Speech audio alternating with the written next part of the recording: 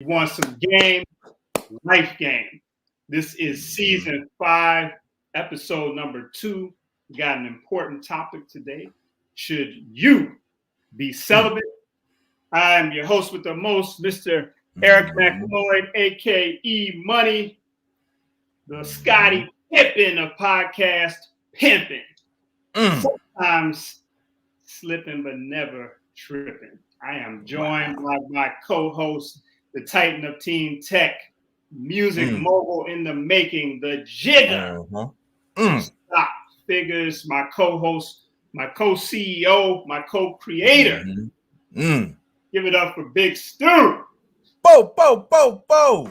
You know what it is. What's happening? What's going on, man? What's going on this morning? Man, look, I'm still reeling off the good time I had yesterday. Beautiful hosting time. A couple of the guys at the house, including you. That was nice. So I'm still off of that, man. I had a good time yesterday, man. Yeah. How are you this morning? I'm doing good. Morning started off a little rocky, but I'm gonna smooth it out. I had a great time yesterday. Thank you for the invite. Met some great people and made some future connections. So that's always good. It's very intentional, brother. It's very intentional. Absolutely. So we have a beautiful queen that's joining us this morning. We're going to introduce you all to her in 1 second. But before we do that, Big Stu, do we want to tell the people about the MSG merch? Yeah, absolutely. We want to tell them about our merch. We want to have you all go and look at some of the items that we have in our store, right? New merch is dropping soon. I dropped the ball. I've been a little bit behind on that new merch. Okay. But hey, man, you're only selfish to people who can't get their way with you. You know, we got the mugs, we got the throw blankets, we got short sleeves, ease into eating better. My favorite we got one. Some long sleeves, we got some lady cut tees, women's only. We got some champion jonts. You know, we have face masks because you should still mask up out there, particularly if you're in large crowds and haven't been vaxxed. Book bags, backpacks, leggings. Man, we got a whole underwear for the fellas, beach towels, socks. I'm wearing my MSG socks today, by the way. Lots of stuff. I have these. I have those right there. My lady had on that joint this weekend, the pink hoodie. So that was nice. The pink hoodie? Your lady got the pink hoodie? Yeah, she was rocking she it. Cold with it. Nice. She cold. Yeah, my lady actually was wearing the ease into eating better tee this weekend. So that was dope. Okay, that's the one I need. That's the one that's on my list. Yeah, we got the zip hoodies because it's sweater weather right now. So get the hoodie gang, get your hoodie gang. A lot of merch. Get over there, go get your merch. Get your holiday shopping on. So that's what's happening over there. Yeah. This is the new drip. This is the MSG merch. We definitely in the merch game. This isn't about collecting a coin. It's just about showing and proving the movement. We would love to see you beautiful people in our merch. And when we say our, we're talking about all of us as Gen Xers and those who support the movement. So shop moneysexgenx.com. We always want to encourage everybody out there. We know you're watching the show. Please like, comment, share, drop life game in the comments so we know you're out there watching. We know sometimes you don't feel comfortable typing in the comments your personal thoughts, which is cool, but hit us with the life game hashtag just so we know you're out there. Hey, man, let me give a special shout out, man. It is Indigenous Peoples Day. Indigenous People Day. Yeah, I saw that. I've been waiting on this for a long time, man. Jay-Z, the only Christopher we acknowledge is Wallace. It is Indigenous Peoples Day today. Yeah, it is. And I'm excited to be here. Second year in a row that we've, last year people didn't catch on it. It's not that other person's day. It's Indigenous Peoples Day today. So shout out to all the indigenous people from the Haitian community, the Native American community, the Black French community, the Jean-Baptiste Pont du Sable community, all of that, all the indigenous people of America. Shout out to all of y'all, all of us. No doubt. So that's what's up. I found out an interesting fact real quick. Well, I don't know if it's a fact, but an interesting little tidbit. One of my favorite dance hall artists, Super Cat, I think he's coming back out. Peace to him. But I read an article saying that he was an Apache Indian. Wow, indigenous people. So I didn't know that. So I might check a little more into that. But okay, so let's get into our topic. We got a beautiful guest. If you could bring her on, Stu. Absolutely. I'm gonna try to do her background some justice. Good morning, Lady Hope. Good morning, Kings. How you doing this morning? I'm awesome, just like you all. All right, I appreciate that. I'm gonna try to do your intro some justice, and then I want you to kind of give it the real spin. So I'm going to give you the written version. So Lady Hope, from what I know, is a luxury pedicure provider. And correct me if I'm wrong, Queen. Yes. 29 years worth of experience. She's the creator of opulent, custom blended perfume oils. Yes. I'd like to know a little bit more about that. Body butters and sugar scrubs. Yes. A willing vessel when God uses her. Yes. And she's been practicing, and this ties into our topic. She's been practicing abstinence for 14 years.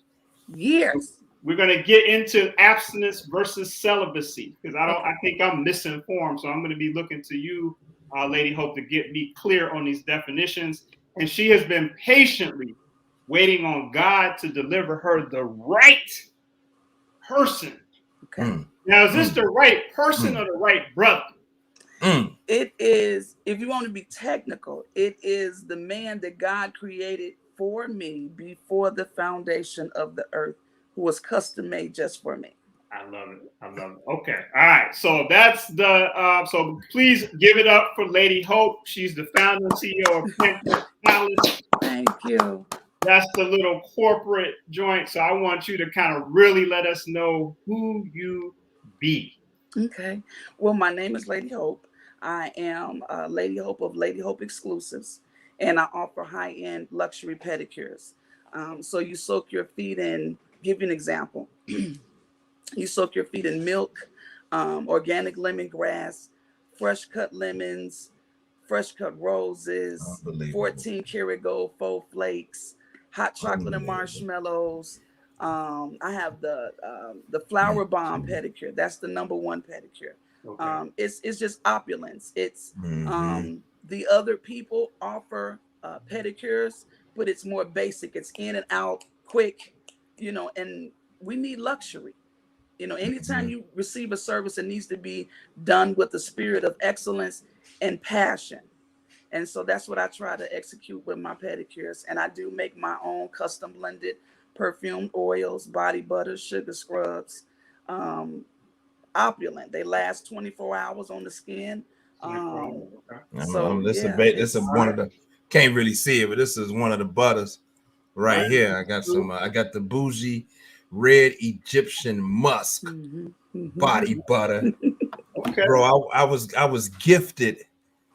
So I've been following Lady Hope on social media for years and I don't think I've ever met her, although we have a kindred spirit about it. We have a connection.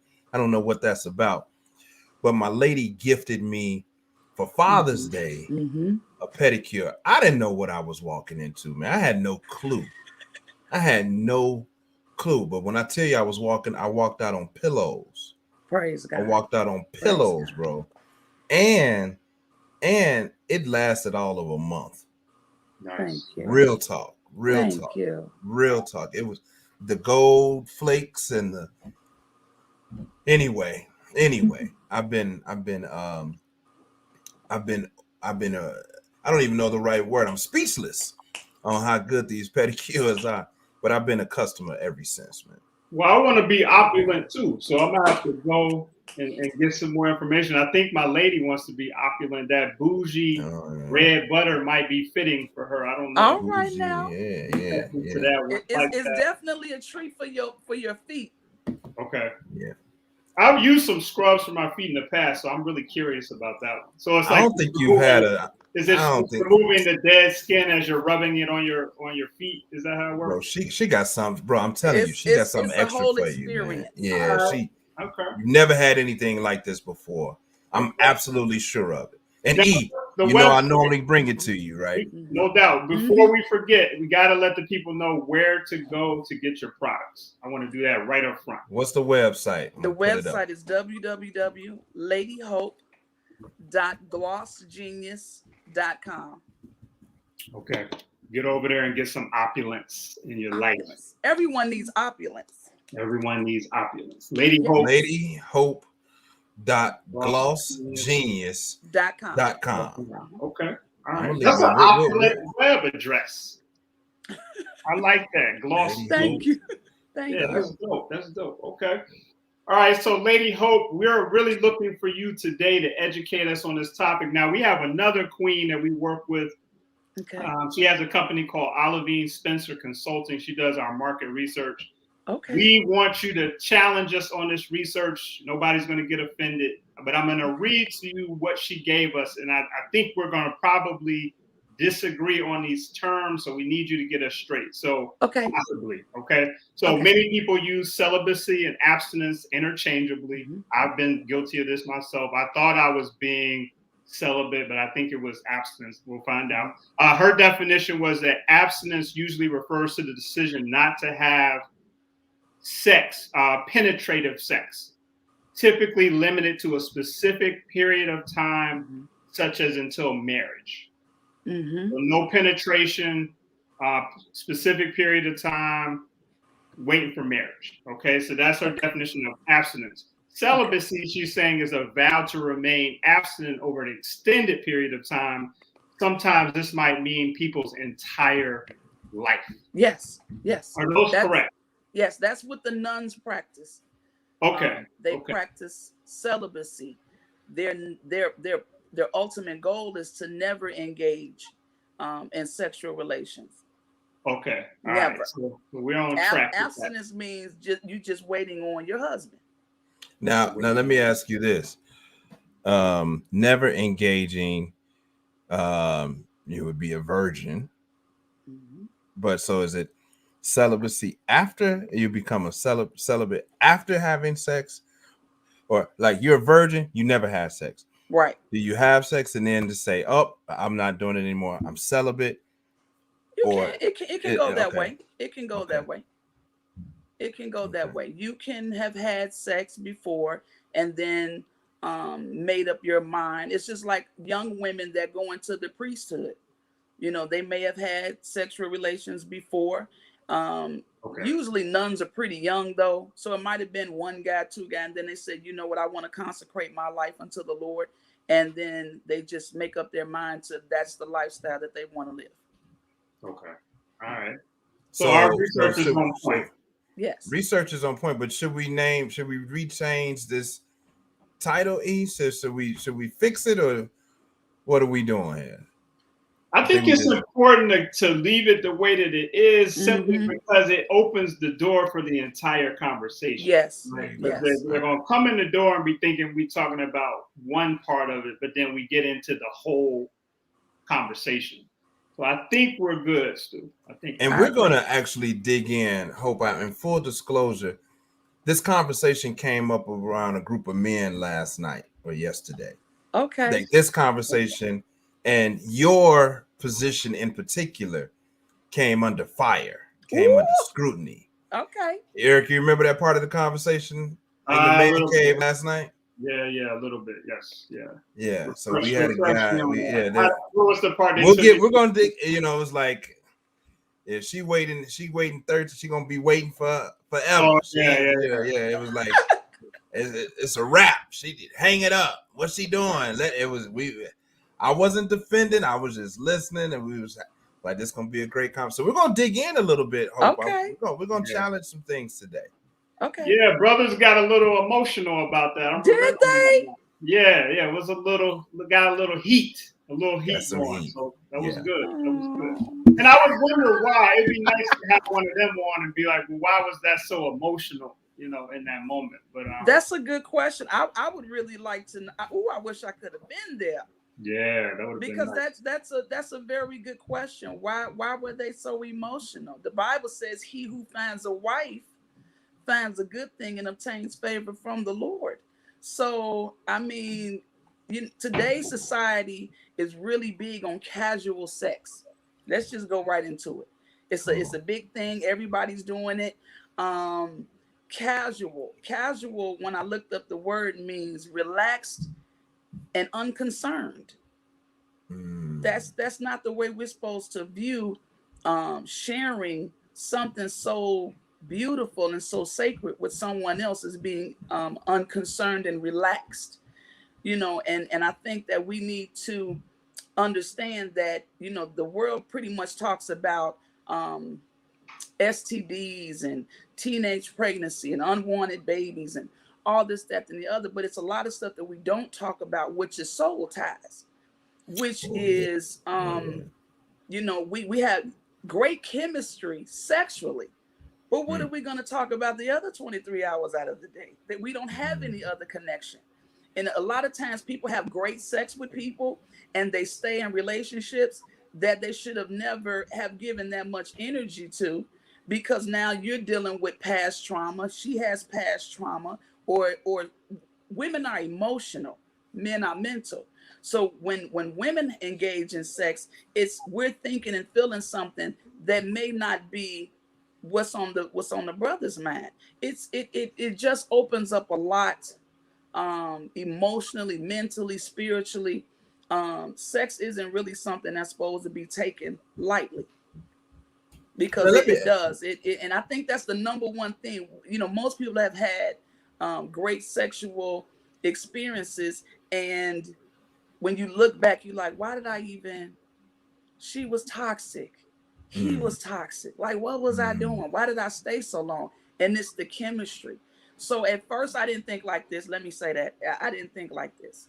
I was like everybody else. I had played different roles: girlfriend, kids, mother, wifey, as Come they on, like keep to coming, say. keep coming, keep coming. Because come You know on, what I bring mean? out some more. What else? What other roles did you Broke play? up, so now I'm the side girlfriend. I Okay, played bring position, it. but I never did it God's way. I said, let me try this a different way. Let me try God's way, because my way not working. So out of all that I had experienced in relationships, great sex, I'd never been a wife. And then that's when I took a step back and realized my sex isn't casual, because it's not just the sex that you're getting or that I'm giving. I'm opening up myself to emotionally, my soul space, And so we only talk about people that, when older people say, when you have sex, you having sex with everybody they had sex with. But also at the same time, people carry energy. You have sex with somebody and it's good or whatever, and then you get up and they mad, now you mad. Energy is transferable.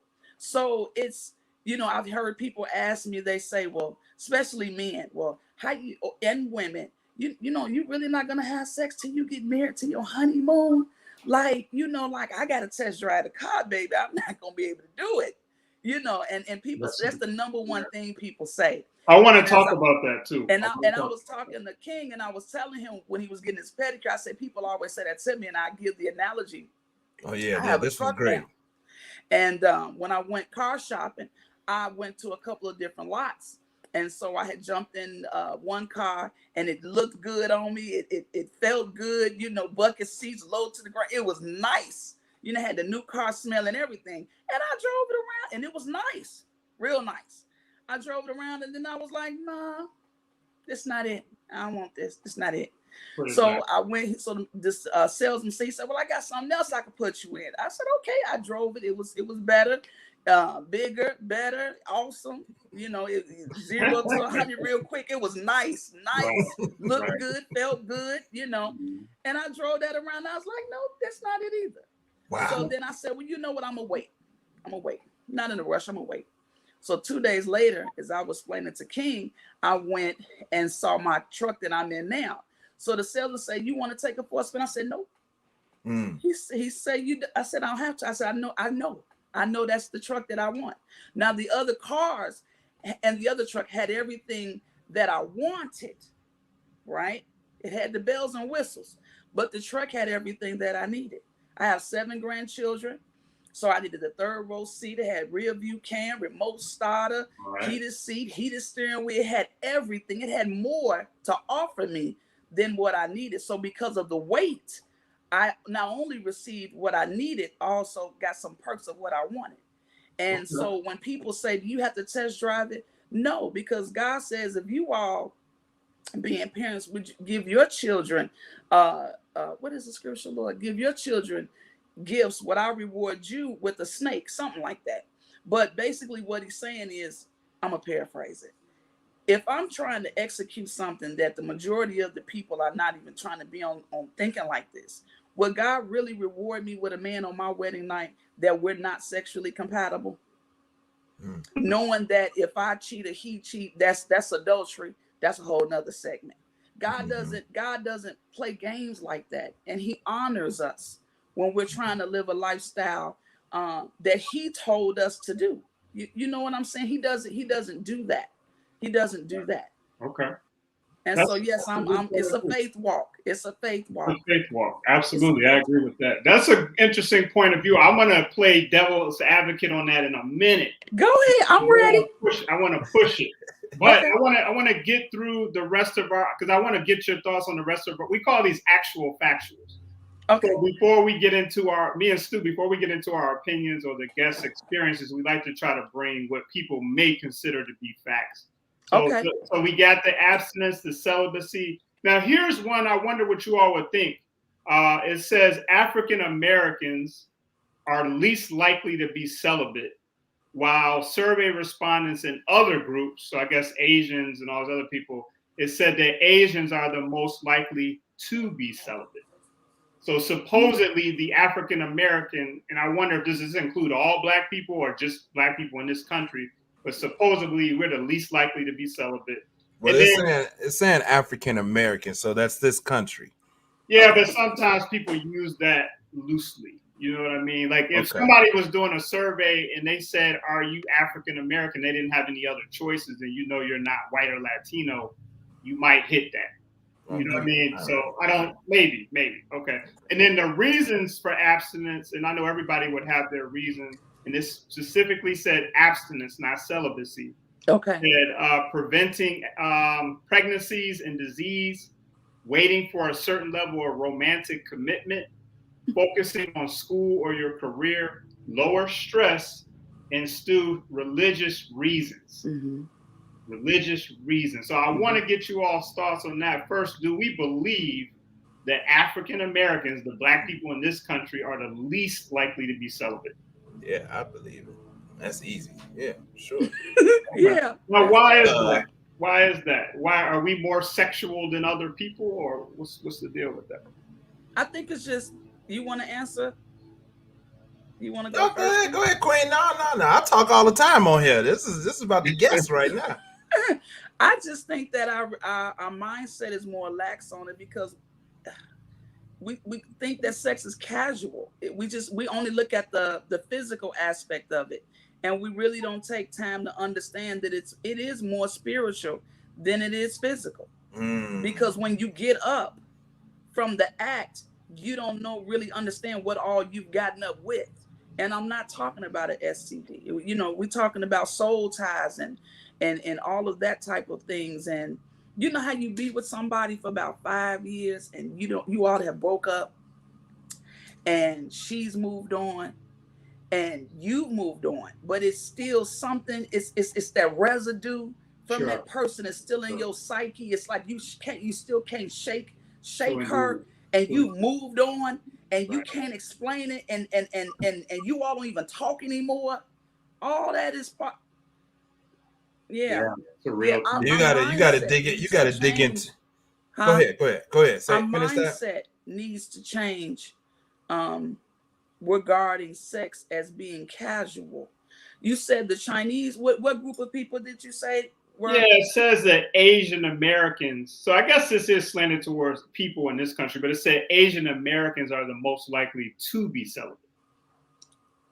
Well, abstinent. I'm sorry. See, there we go. I'm mixing up the words. But to be abstinent, so to abstain from sex for a shorter period of time, no penetration. Okay. Now, I always get offended whenever people say anything bad about Black people, I mean, I'm definitely able to see both sides. But whenever it's like Black people are the most likely to do something negative, I do not believe that other groups don't have soul ties, or that we're the only group, that takes sex casually. I have acquaintances that are Caucasian and Hispanic, and I know they have a lot of casual sex. So I just don't believe we're the only group that's in the hit it and quit it, or, I just got to pick somebody up at the bar. I know we're not the only group that does that. And that's the only issue I have with this research. I got you. I understand. Why we always got to be the ones that's the worst in every category? Like, I have Lord have mercy. I'm not going to say we're the worst in every category. We're not. Okay. That's not true. Okay. That's not true. Right. I think we're the best more times than not. But even in this situation, I think the millennials have way less sex, Black millennials, than we did as Gen Xers or baby boomers. So, you believe it? Oh yeah, absolutely. I think they have way less sex. Yeah. From my discussions with them, they're more worried about COVID in some cases. They want a commitment more so than we did when we were younger. I believe that from the people I've spoken to. Yeah. That's interesting, because my young clients, their role models are Meg Thee Stallion and Cardi B. But okay. Lady Hope. What did Cardi say? She said, I got a ring. I don't cook. I don't clean. Yeah. But are they actually living that? I know that's her lyrics. No. I believe her. I believe she is, right? That's Cardi B. Of course. I know Cardi now. Cardi, I'm sure. Oh, yeah. She got a ring. She don't cook. She don't clean. Yeah, that's real. But I got a question. I have a question for Lady Hope. Okay. Well, not really a question, but I'm asking you to dig into a little bit more about the soul ties. I just learned about soul ties about 5 years ago. I had never heard that before. And I think there are a lot of people that don't fully. Can you dig into soul ties? And more importantly, I don't know if you're able to, but can you talk about breaking soul ties? Ooh, Jesus. The answer for that is God. That it's something in the Bible where Jesus' disciples tried to deliver a man, and they were very unsuccessful. And they went back to the Lord and they said, why we couldn't cast the demons out of the person like you do? Like we follow you, we watch you, we study you. Why we couldn't do it? We walk in faith enough to be able to do that. And Jesus said, these kind only go out by prayer and fasting. Soul ties. Sex is such a casual thing, like I said, and it was not created by God to be a casual thing. So when you have sex with your wife or your husband, you all become one. And so when you have sex outside of marriage, you don't have a soul. First of all, let me say this. You don't have a soul tie with each and every person that you have sex with. Let me say that first. Okay. But it's just that one person. Maybe it could be more than one. But normally it's just that one person that gets into your soulish realm. Like I was saying earlier, how it's just something, the residue, you can't shake them. And so it becomes, you're tied. You're tied. The souls are tied. You're tied to this person. Even though you broke up, some people have soul ties. The person that can be then died. It's real. It's real. It's that residue. They still in your soul area.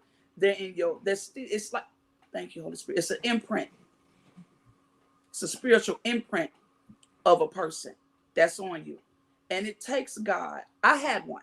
I had a soul tie with my ex-fiance. I had a soul tie. And we had been broke up for 9 years. And it was still, the residue was there. Still dreaming about the person. He had moved on. It's real. And we don't talk about that. Unless you are a believer in Christ. I can't just say spiritual, because everything spiritual doesn't mean the Lord. Unless you are a follower of Christ, you don't really think about it like that, because the flesh we want what we want. We want it when we want it, how we want it, who we want it from. And so we can't live our lives totally governed by our flesh and our desires, And so when we do, it serves us consequences, And a lot of those consequences are, unfortunately, soul ties, which to me, and the soul tie unchecked is equal to a STD. One you can't get rid of if you think. Boy. I mean, I'm comparing spiritual and natural. Come on now, bring it. Come on. That's why I wanted her on the show. I like that. Sound like a T-shirt. A soul tie unchecked equals an STD. Wow. That's the Lord deep. Right there. He just dropped that one. I gotta process that. Soul tie unchecked. Because the soul ties thing, when I heard about it, when I learned about it, it knocked me over my head. Right. Me too. It knocked me over my head. I was just like, wow, I had never heard of that 5 years ago. Real. Grown it's a real thing. Well into my 40s. I had never heard of this thing before. Mm-hmm. But I understand it to be real. So can you say it's only God to break it? So how do you there was a period after my I've been married, I'm divorced. Initially after my separation, I practiced abstinence. I said I can't, because I was driven by sex. However I could get it in. So I had to take a break. Okay. I had to take a break. But when you talk about breaking the soul ties, can you any more specifics about that other than just, you said it's just God? So is it you pray? Do you need to abstain? Is there some other process that you could do? I mean, it's not I can't really think of a 12 steps to deliverance of a soul tie. I mean, it would have to be, everyone's relationship with the Lord is different. So he may have you fast for 3 days. He may have somebody else fast for 21 days. He may, you may cry out to the Lord and renounce and denounce and and just say, I come out of agreement with this person. It may be as simple as repenting and not doing it. Mm-hmm. It's not a list, mm-hmm. something I can check off to say these are the 12 steps to being delivered from a soul tie. Mm-hmm. That would have to really be you and the Lord. Okay. But I know that I believe it will not be done without you and the Lord, because you all are tied, you all are intertwined, and that is something that only the Holy Spirit can break. Yeah, definitely. I want to take a chance to check in here. So you are rocking with the Money, Sex, Gen X podcast. This is season number 5, episode number 2. Should you be celibate? And I guess a subtitle could be, should you be abstinent? We are here with the beautiful Lady Hope, the homie Big Stu. We're trying to get a little bit deeper into this conversation. So we talked about a few things. We've defined what we're talking about. Lady Hope has shared some of her experiences. She brought up something very, very important, which is soul ties. And it could explain for a lot of people, especially maybe younger people, why you're feeling a way about a person that you're not even with anymore. And I have gone through that, and I understand how heavy that is. It's like you're trying to move on with your life, but you just got this weight on your back, and you just keep thinking about this person over and over and over. So it's hard to move on. And so this ties into the larger conversation, because if you can't get rid of this person in your mind, and then maybe they're still trying to actively have sex with you, but you're trying to not do anything, it makes it more difficult. It does.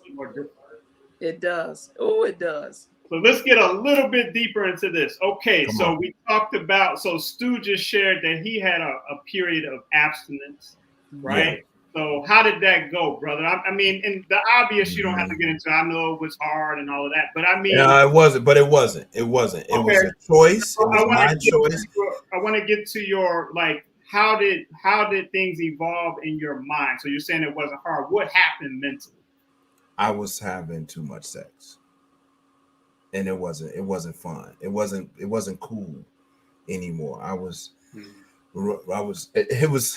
It's embarrassing, right? It's almost embarrassing. And I wasn't feeling it. And I was like, I got to do something different. I got to take a break. Yes. Like, I never imagined me being saying like, look, I need to. No, it was like, no, bad choices. It was for no reason.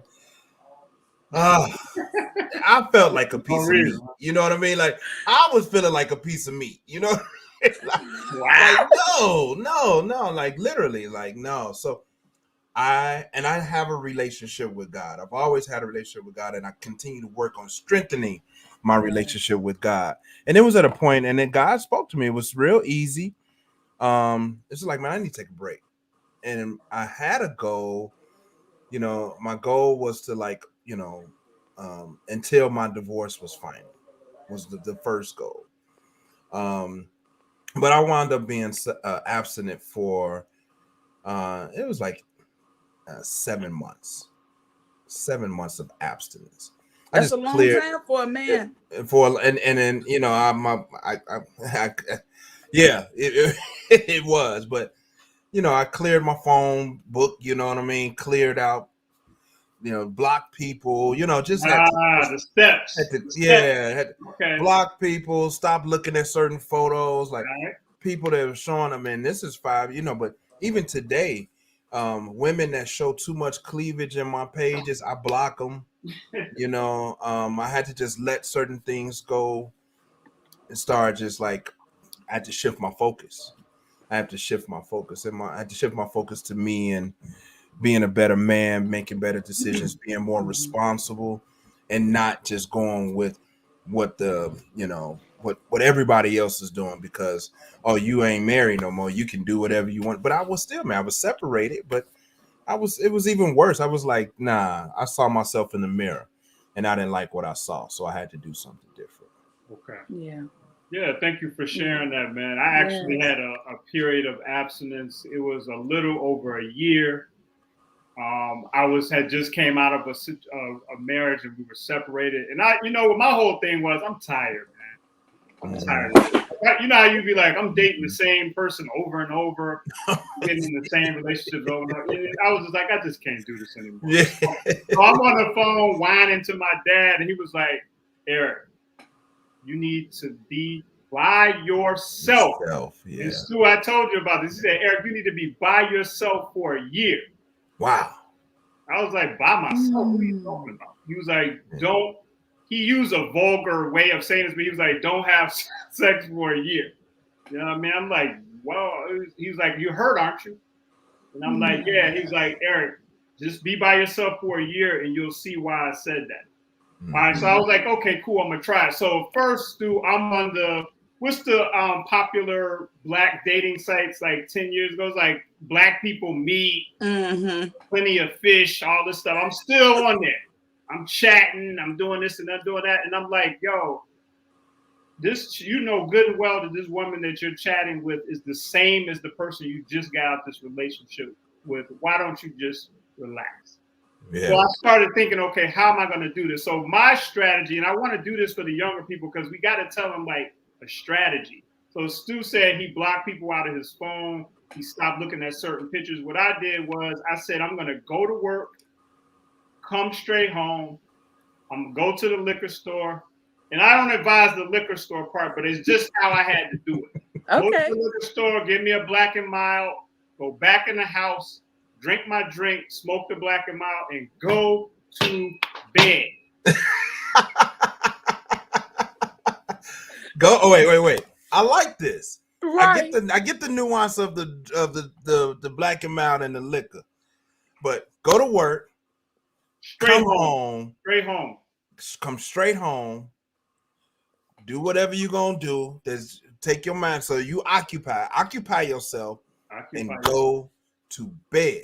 Go to bed. Now, after about 4 or 5 months, I removed the liquor and the Black and Milds, and I started doing community work in Inglewood. And I dove into that with all my whole being. Everything. You know what I'm saying? But I'm still thinking about the person. Every thought I had, this person is like right here. But I'm fighting through it. Then females are popping up, trying to do this and that. I'm like, I can't do it. And so I would still go straight home after the community work. And then over time, Lady Hope, about 7 or 8 months in, I started to get this second wind. I just started to feel strong. You know what I mean, Stu? So And it it was like became easier for you. Well, it wasn't necessarily easier, but I started feeling like my old self again. You know, like you have this self before you met this specific person that got lost. Yes. And I started to feel that. I'm like, man, I'm starting to feel like Eric again. So I'm like, okay, since I'm feeling good like this, I got to do the other 4 months. Got to do the other 4 months. Mike Tyler says, in that order, bro. No doubt. These are the steps that I took. So by the time it was over, Lady Hope, I was like back in king mode. Strong. My back was straight. I felt good.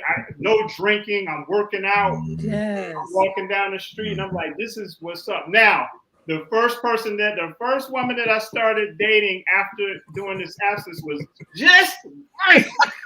She was what? She was just like the woman I had broken with. I said, dude, that's the laws of attraction. That's what you was attracted. You got a problem. So I had to go to therapy. I went to a little bit of therapy, so I would throw that in the mix. But I eventually, Lady Hope, I got it together. That's it. It worked out. So I thank my father. Thank you, Dad, for basically, he didn't even like suggest it. He said, you need to do it. Wow. And he's cursing at me, MFer and this, that, and I'm like, okay, all right. He was effective in getting the message across. He knew he had to talk to me like that. He had to come strong. So I did it, and it changed my life. So abstinence, I will agree, is a very strong thing. You're no less masculine. Right. I have younger dudes that I talk to. They be trying to act like, you know, there's so many chicks coming at me. It's no way I can, like, dude, most men have women coming at. Don't try to use that, right? Don't use that. And it's a level of self-control.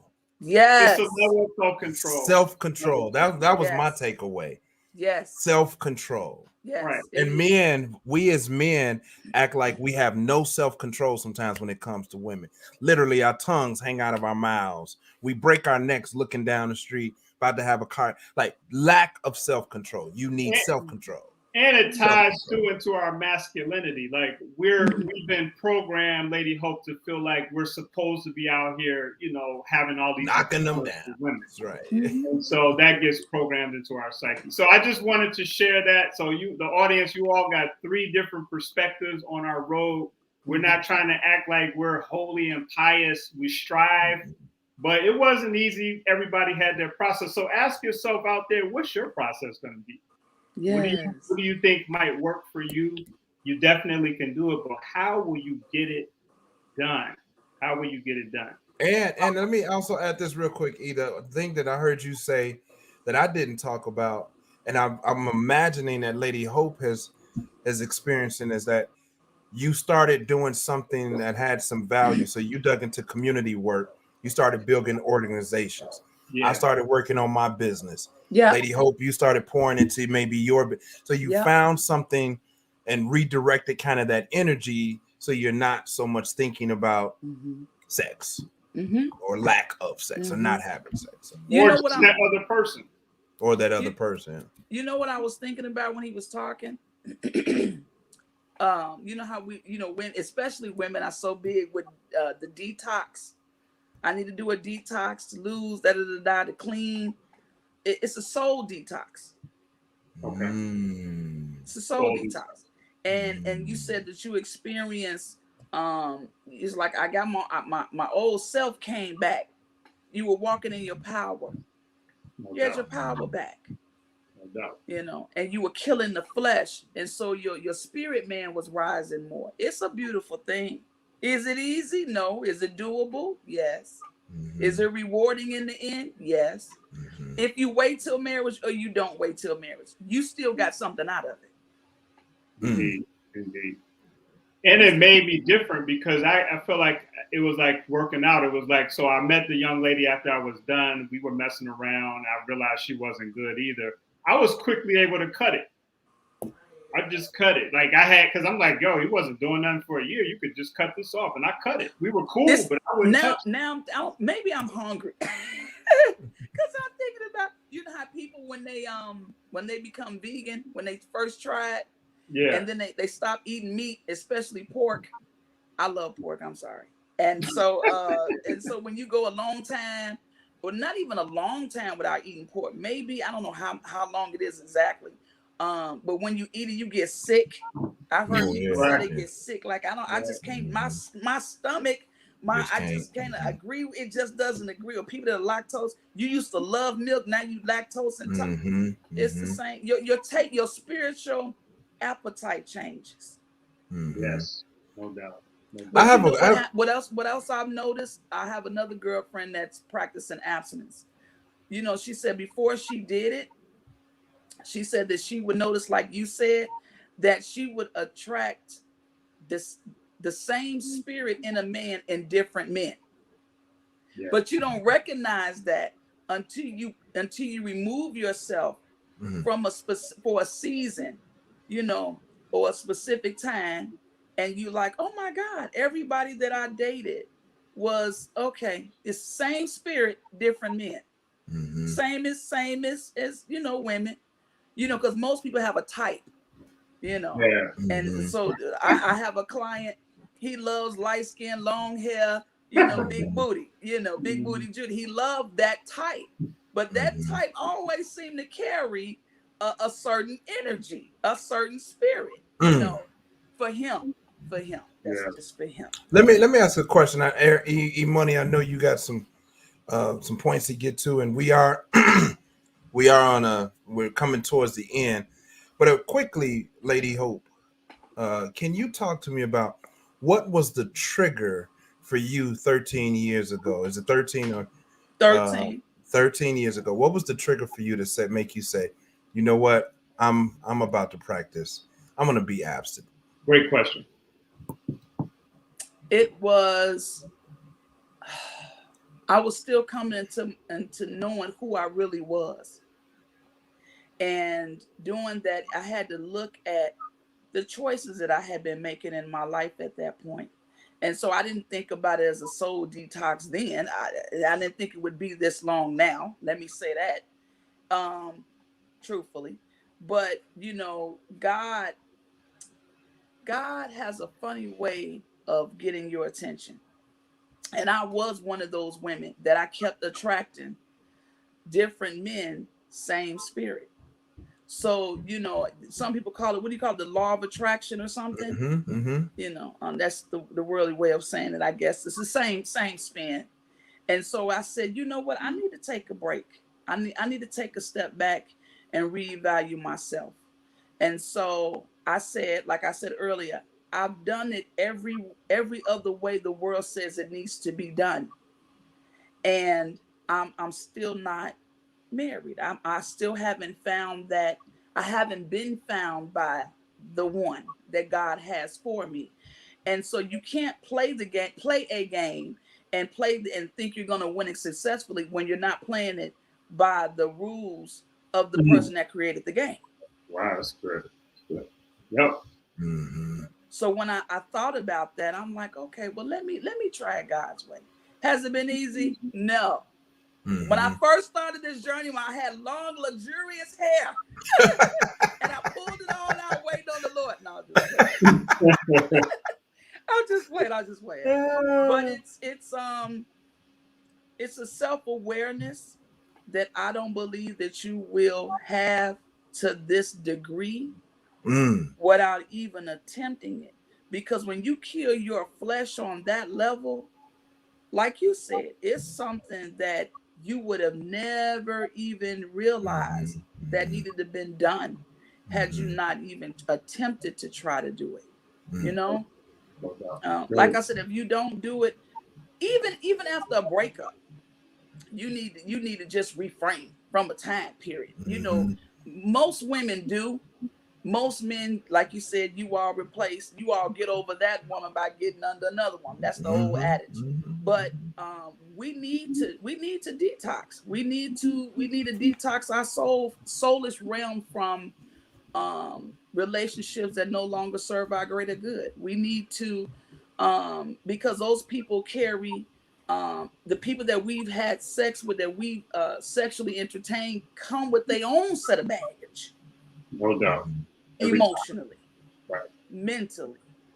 Right. You know what I'm saying? And we need to declutter. We need to declutter. Yeah. And so that's what it was for me. I was coming into more of an awareness of who I was, and I wanted to please God. And I had tried it my way. And so I said, let me try God's way. Okay. Let me try God's way.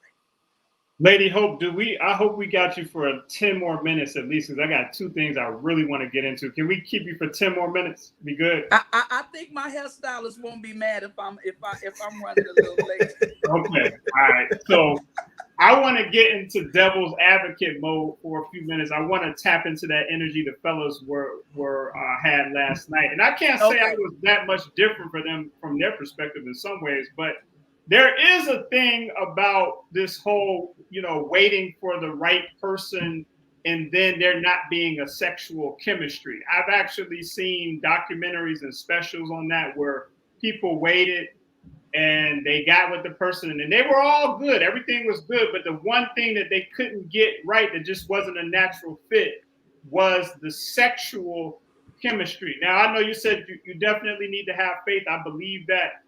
But have you seen any instances where people waited and that sexual chemistry wasn't there, and it was kind of like, maybe we should have tried this out before we went to this next step?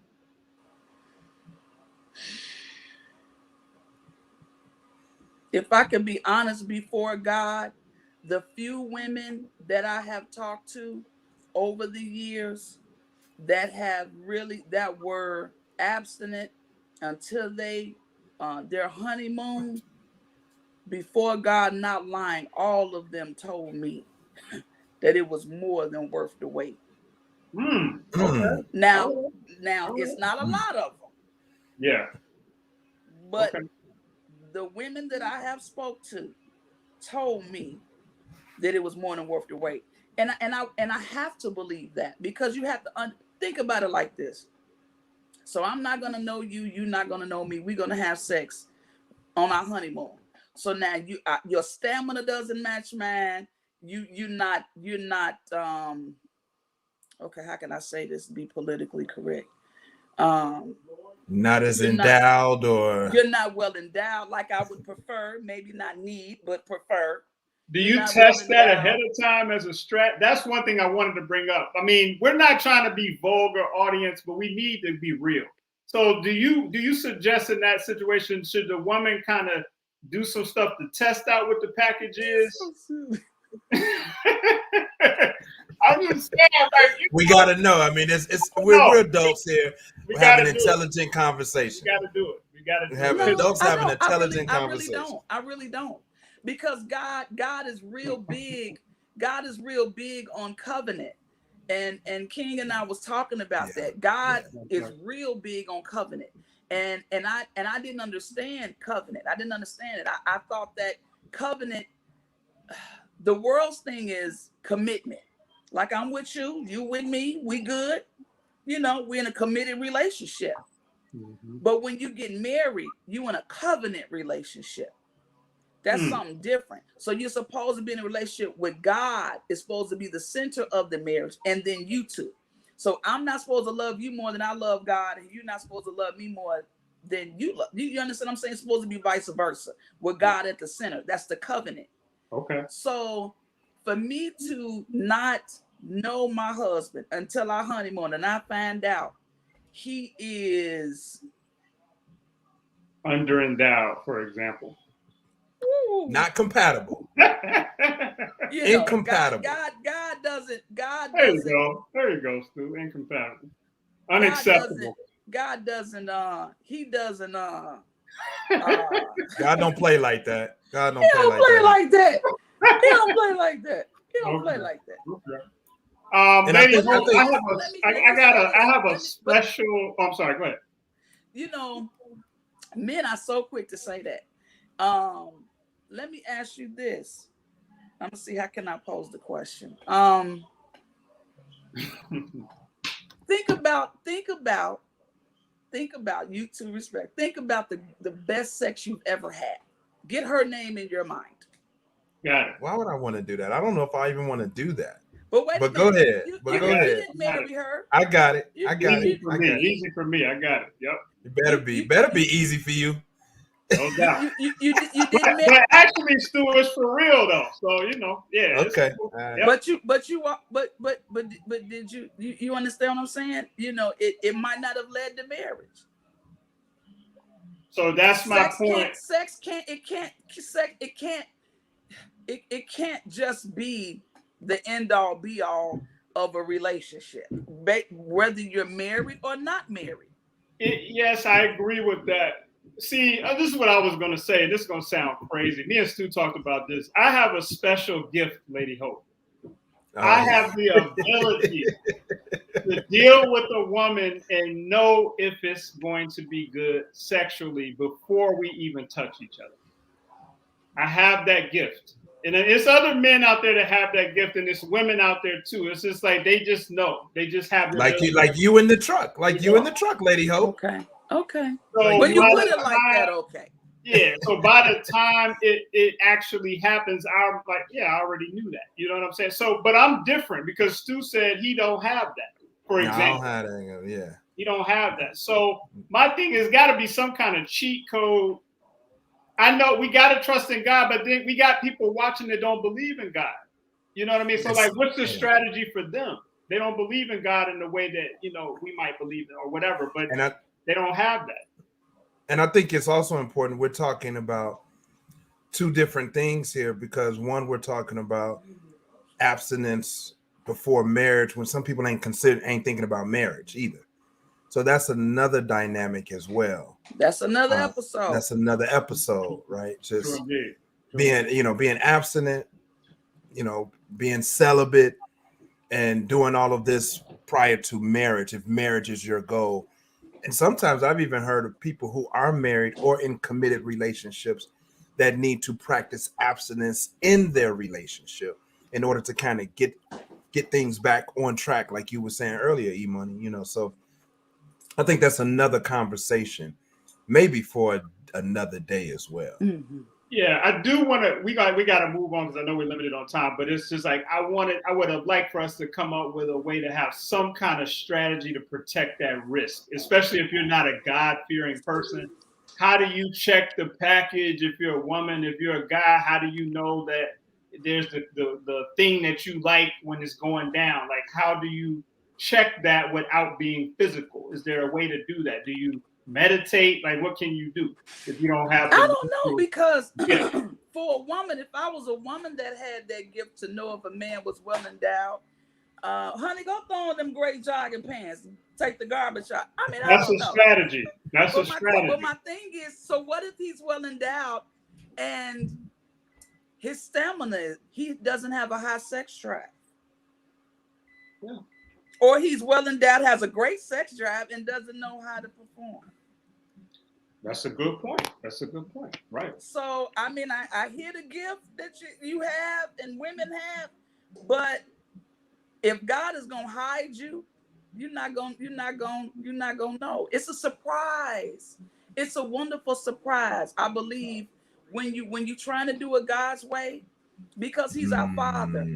So if He's like my daughter or my son, really, really trusted me all the way, I'm a surprise her. Because God is love. God is love.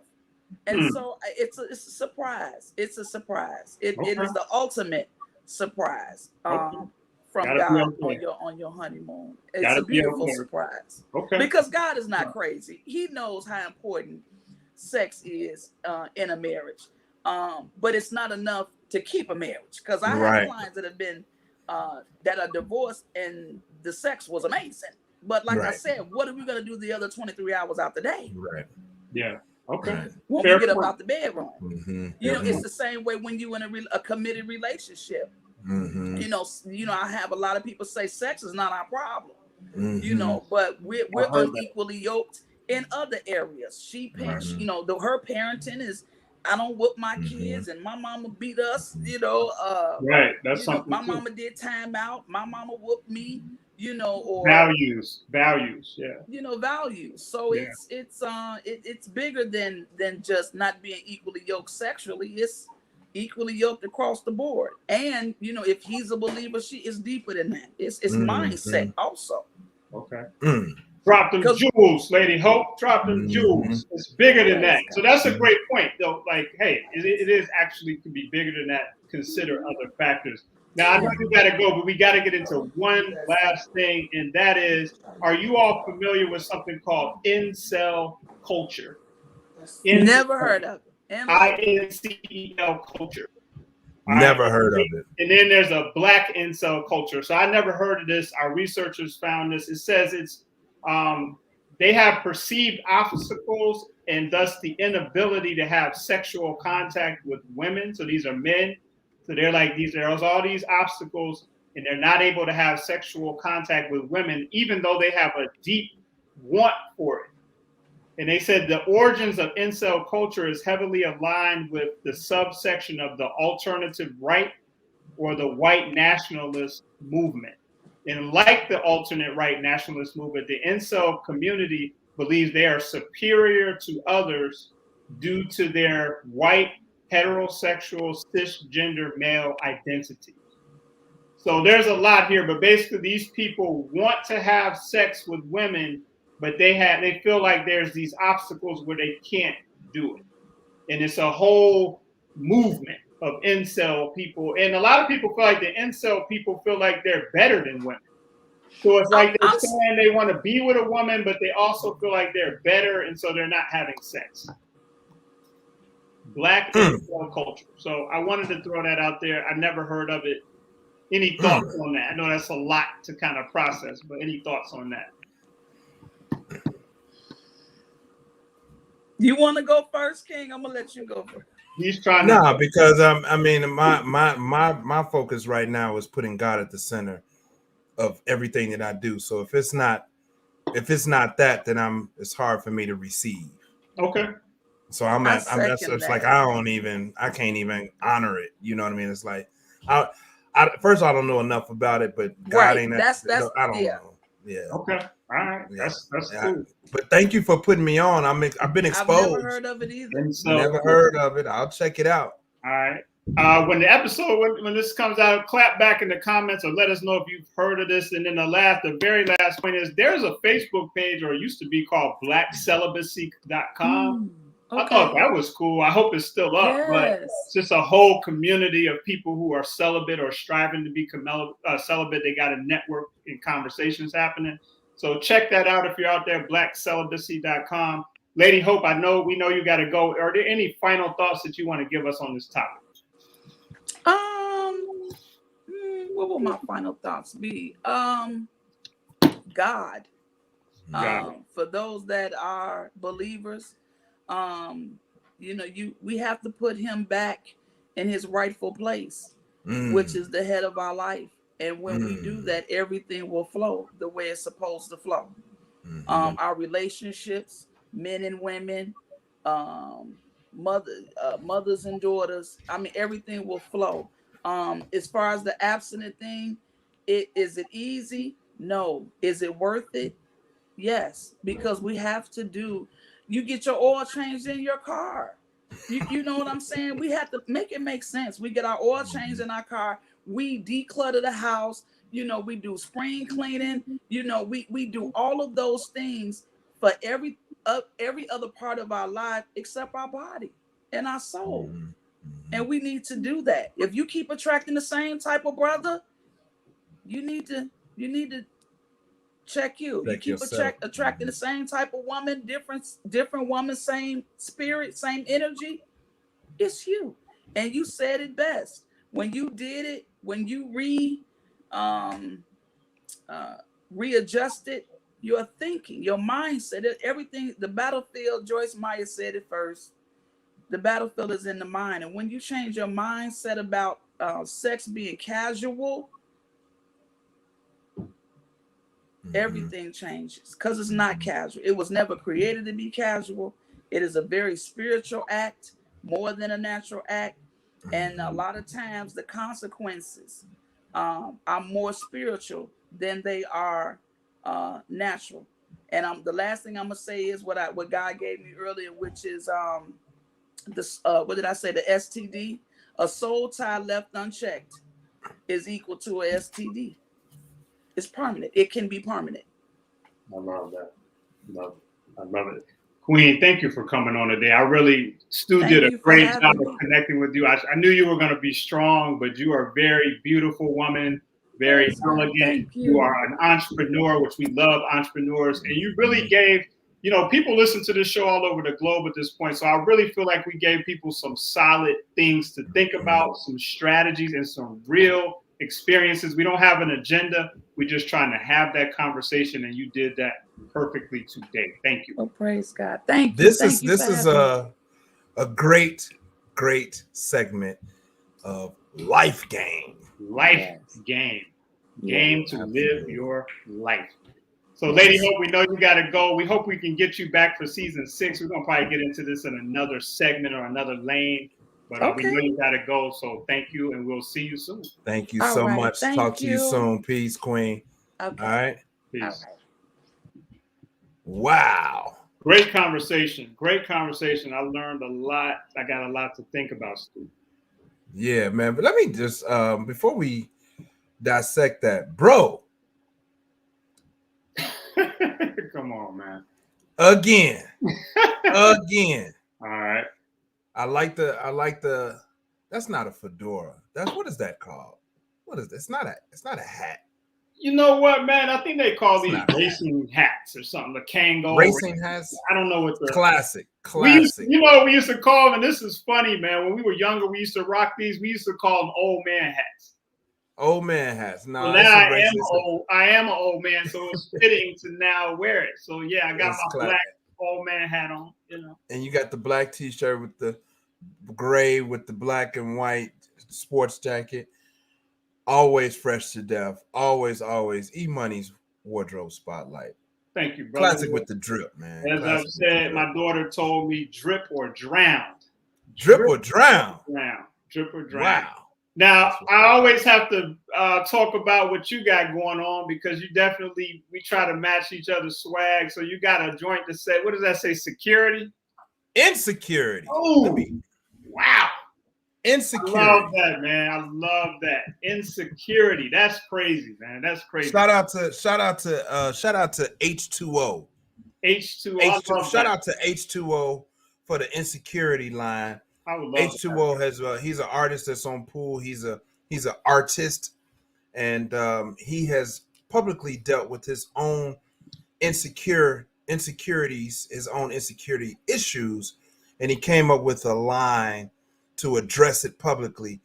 I am what insecurity looks like. We all deal with our own insecurities. All of us, in some manner. So yes, I'm rocking that today. What a statement! What a statement! All right, so Big Stu coming through. So Big Stu, I just want to, before we go into our tales from the startup, I wanted to get your final thoughts on the celibacy abstinence conversation. Yeah.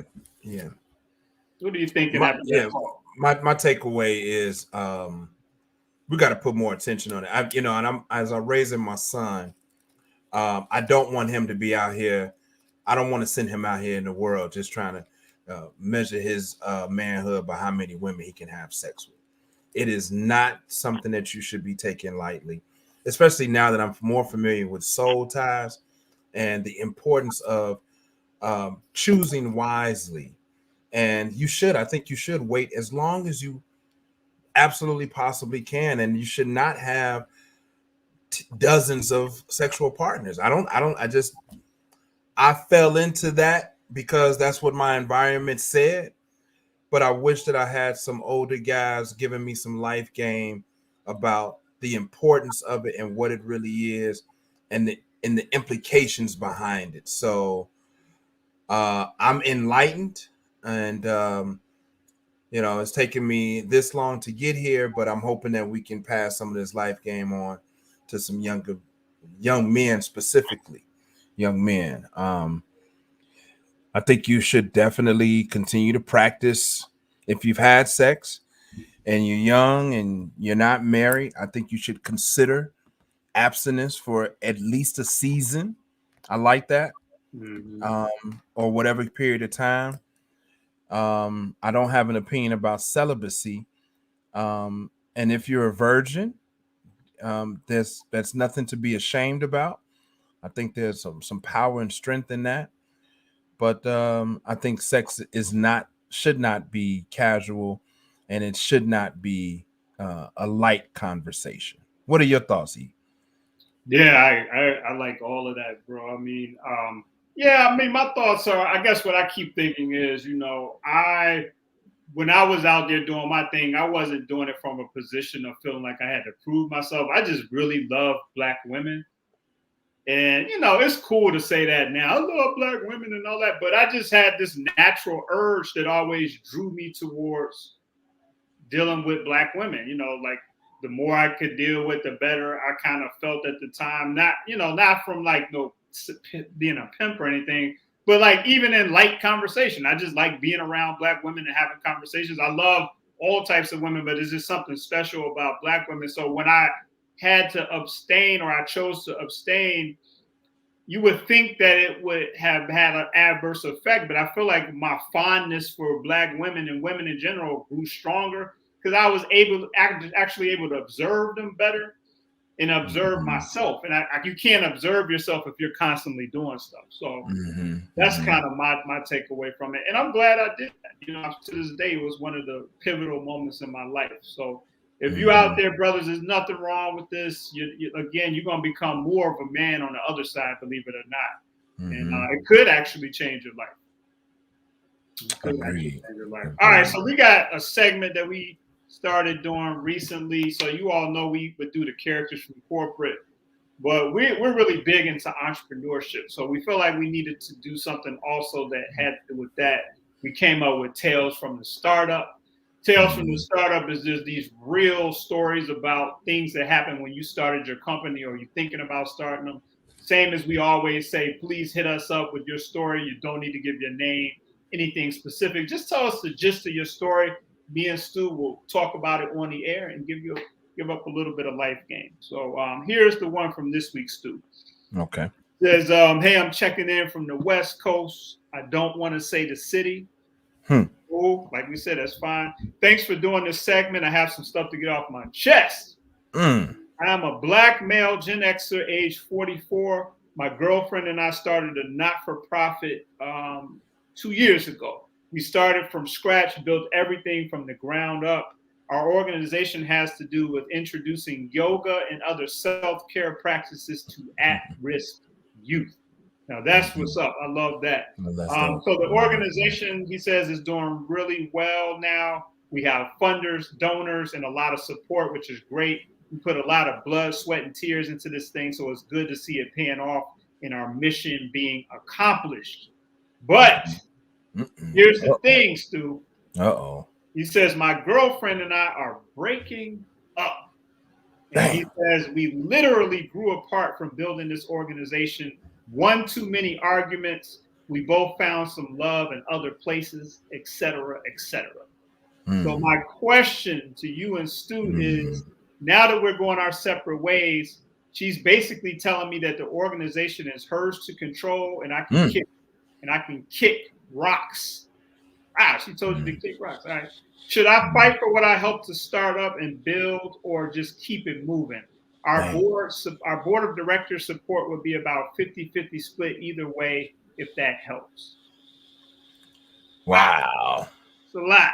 It's a lot. So they started a not-for-profit couple, they were doing their thing. The organization got really successful, girlfriend, boyfriend, yoga, self-care practices for at-risk youth. Now, one too many arguments. He said they're going to go their separate ways. He's basically saying, yo, should I just keep it moving, or should I fight for what I helped to build? Big Stu, what are your thoughts? Well, fighting for it it's going to tear the board up. If you're getting into this fight with your ex about the control of this nonprofit, it's going to split the board. It's going to split the integrity of the organization. My mature self is like, bro, take it on the chin, let it go. Let it go. To me, it's always easier to let it go. Just let it go, man. Let it go. But I understand you built something. It's your baby, But I just think in this case, fighting for control is going to tear the organization up. And unless if you own that, you trying to tear it up, fight for it. But if you're trying to really let it thrive, let her have control of it and support when asked and where needed in the future. And that's a very, very mature statement. And I'm sure it's probably easy for me to say it, easier said than done. Okay. So, have you ever let been it go, in that give it to her? Yeah. Have I? No, thank God. I have not. So again, that's why I know it's easy for me to say that. Probably easier said than done. What about you, man? Because, even right now, as he was reading, I was thinking about you and your wife. You all have business together. So what does that look like? I mean, what do you think about this tale from the startup? Yeah, I think this is a real thing. I think it's something that we don't talk about in culture enough. We always talk about start your business, do your own thing and all that. But some of these other things that come up, I think we need to have a little more guidance for people when they come up. So I have been in a situation in the past, and I decided to do what Big Stu said, which was kind of just keep it moving and just sort of be okay with the fact that I did have a hand in it, but I don't want to disrupt the organization. I'm not saying that that's what anybody should do. Mm-hmm. I'm just saying that that's what I did. And it's kind of like that reason, what they call it, people are in your life for a reason. Seasons and reasons. Yeah. Mm-hmm. So this organization could have been in your life for a reason and a season. And maybe because when I did that, when I walked away, it actually opened up at least 10 other doors. Mm-hmm. So just look at it as like a resume builder, credibility establisher. And my advice would be to think about keeping it moving. And I also think, it's there's a sense of confidence and there's a sense of swag in being like letting it go. It's like they'll never be able to forget you, even if they try. You're one of the founding members of this nonprofit. So rest on that. You good. You did that. It's in your, like he said, it's in your resume. You good. Let it go. Yeah. And people will try to write you out of the script sometimes. I've been in that situation where you helped found something and then your name is never mentioned. But the great thing about things these days is that you can put stuff on your social media. You can still let people know you had involvement without disrupting anything. Absolutely. So tell your story. Take the high road, brother. Tales from the startup. Tell brother to take the high road on this edition of Tales from the Startup. Yeah, Tales from the Startup. So I like these, man. We might do characters from corporate next time, but we got to definitely mix in the entrepreneurship. Please send us your stories. The crazier, the better. People need to hear these things. It's great to be an entrepreneur, but it's a lifestyle that has many, many challenges, as Big Stu can tell you, as well as myself. Yeah. All right, so we got the Pool Artist of the Week. Yeah, man. A new artist, a young cat. The name of the group or the artist is Z-ish. Let's just get into it, man. I got it all teed up. All right. I think I do. Yep. Here we go. Let's go. The name of this song is Colorblind. Musicspool.com.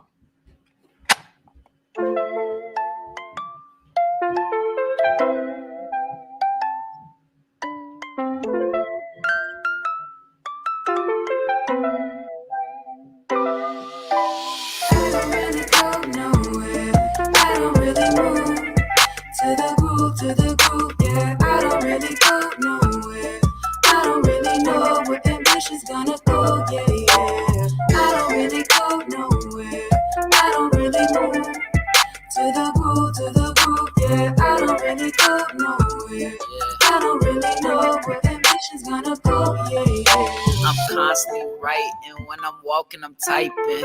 Bomb is a fucking bomb, and I'm a flight risk, indecisive, sightless. I'm a dice and dice it. I'm a heathen, heartless, and I'm feeling Arctic. Ice is a vice, and I'm trying to pay the price. And a nigga want a life where he's living off the hype, but I got mad anxiety, got me in a plight. Wanna live on every screen, and on baby, I'm a try nigga, ayy, try nigga, ayy. Hey, try nigga, ayy. All right. They had to catch the rest of that on musicspool.com. Brother has an interesting flow for sure. Young cats, man. The young cats. Yeah. Oh, so it's more than one person. Well, I'm talking about these young artists, but these young artists, but this person, has a different flow, and all the topics. If you get a chance, check it out. The song titles were very interesting to me and telling of today's time. He has a song on there called Drugs. He has a song on there called Bored. He has a song on there called Colorblind, which is what we just heard.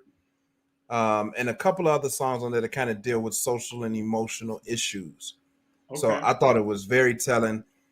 I like this young artist. I've never met them. I don't know them. I found them on musicspool.com, and I like their music. Yeah, that was different for sure. Musicspool.com is cool because it's about emerging artists, and they definitely have a lot of artists on there. Am I possibly sitting with one of the founders of musicspool.com is the question at hand. I believe I am, but could you please clarify, sir? I am one of the founders of musicspool.com, but E-Money, let me also add, you are coming on board. Wow. To help take Musicspool to the next level. No, that's so exciting. We are here. This is a life process. This is here. Musicspool.com ain't going nowhere. It's not a fad. Not a fad. It's real. Not a fad. It's real. It's here to stay. And check it out. Yeah. Join in. Dive in, as we say. Dive in. I can't wait to dive in a little bit further and assist. So yeah, man, I'm looking forward to that. This has been a beautiful episode. We are in season 5. We're doing our thing. Not sure what the next joint is going to be, but it's going to be something compelling. We got a whole season lined up. So thank you all for tuning in. I think we got some new viewers this on this episode. So thank you for that. And keep rocking out with us. Money, Sex, Gen X podcast.com is the website. We're on Instagram, Facebook. We're building our YouTube channel. And we would love for you to listen to our audio if you don't have or the ability to listen to watch videos at work or whatever. You can listen to the audio on your headphones. Like, comment, subscribe, and share. Help get the show to the other people who might want to hear this conversation. Yeah, man. This was a good one today. Good one. I like it. It was worth it. And looking forward to the next one. No doubt, no doubt. So we out. Until next time. Peace. Peace.